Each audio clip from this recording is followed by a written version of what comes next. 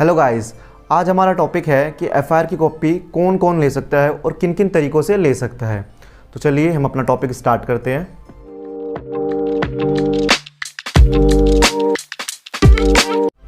तो सबसे पहला सवाल हमारे दिमाग में ये आता है कि एफआईआर की कॉपी ले कौन कौन सकता है। तो उसमें सबसे पहला नाम आता है हमारे इन्फॉर्मेंट का और दूसरा नाम होता है हमारे एक्यूज़ का। अब ये दोनों होते कौन है?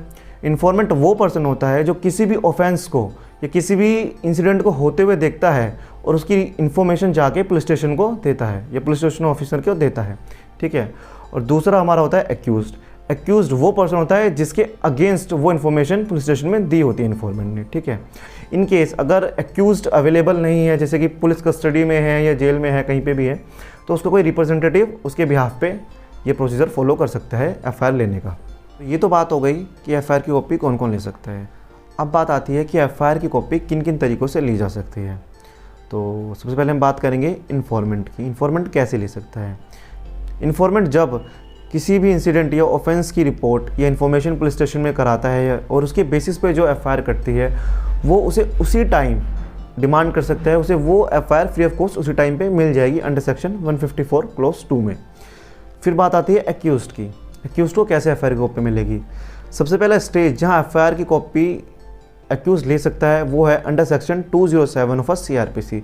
जब एक इन्वेस्टिगेशन ऑफिसर अपनी इन्वेस्टिगेशन पूरी करके चार्जशीट कंसर्न मजिस्ट्रेट के बिफोर फाइल करता है, उस टाइम एक्यूज एफआईआर की कॉपी मजिस्ट्रेट से ले सकता है।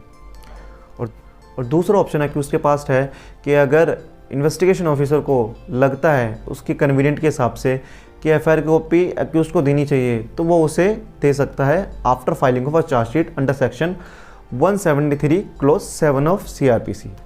तो ये तो बात हुई कि कौन और कैसे प्रोविज़न के अकॉर्डिंग एफआईआर की कॉपी ले सकता है।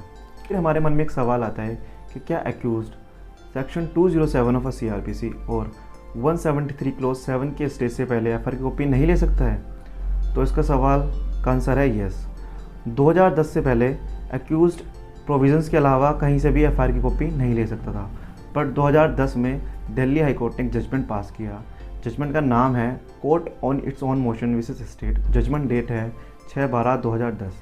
इस जजमेंट में कहा गया कि एक्यूज्ड एफआईआर की कॉपी सेक्शन 207 मतलब जब इन्वेस्टिगेशन ऑफिसर अपनी इन्वेस्टिगेशन पूरी करने के बाद चार्जशीट सबमिट करता है बिफोर मजिस्ट्रेट, उस स्टेज से पहले भी एफआईआर की कॉपी ले सकता है। उसके लिए उसे क्या करना होगा?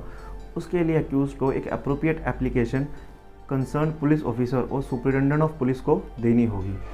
और जैसे ही वो एक अप्रोप्रिएट एप्लीकेशन इन दोनों को दे देगा, इनमें से एक को दे देगा, उसके विदिन 24 आवर्स में एक्यूज एंटाइटल हो जाएगा एफआईआर की कॉपी लेने के लिए आफ्टर पेइंग प्रिस्क्राइब्ड कॉस्ट। या फिर एक्यूज एक एप्लीकेशन फाइल कर सकता है बिफोर द कंसर्न्ड मजिस्ट्रेट जिसकी जुडिक्शन उस पुलिस स्टेशन के ऊपर आती हो, ठीक है।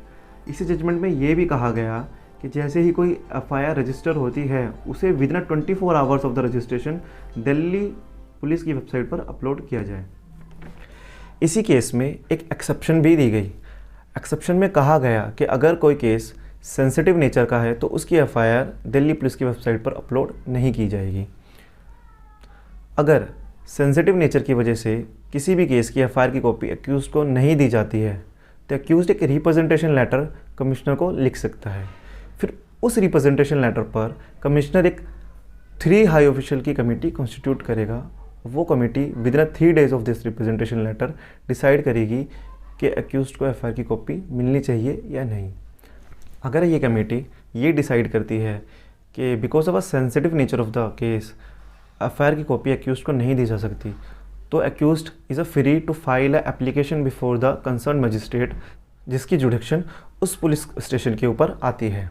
हाउएवर इस जजमेंट के अलावा सुप्रीम कोर्ट का भी एक जजमेंट पास हुआ था जिसमें सेम ही गाइडलाइन पास की गई थी। उस जजमेंट का नाम है युद्ध बार एसोसिएशन विसेस यूनियन ऑफ इंडिया। तो आज इस वीडियो में इतना ही। और नॉलेज के लिए हमारी वीडियोज़ को देखते रहिए।